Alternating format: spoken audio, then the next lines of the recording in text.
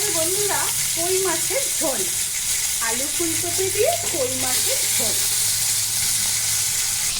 এবার লাল লাল করে বেশি ভেজে নেব।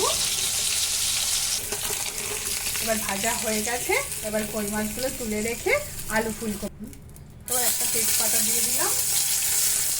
এবার আলু ফুলকপিগুলো ছেড়ে দেবো। এবার আলু ফুলকপিটাকে লাল লাল করে ভেজে নেব, তারপর মশলা দেবো। ফুলকপি আলুটা লাল লাল করে ভেজে নিয়েছি, এবার মশলা দিয়ে দেবো। মশলার মধ্যে ধনে, জিরে, আদা, হলুদ গুঁড়ো, লঙ্কার গুঁড়ো, এবার পরিমাণ মতো একটু নুন দিয়ে দিলাম আর একটু চিনি দিয়ে দেবো। দিয়ে এবার নাড়াচাড়া করব, দিয়ে কষিয়ে নেবো ভালো করে। এবার ভালো করে কষানো হয়ে গেছে, এবার এতে জল দিয়ে দেবো।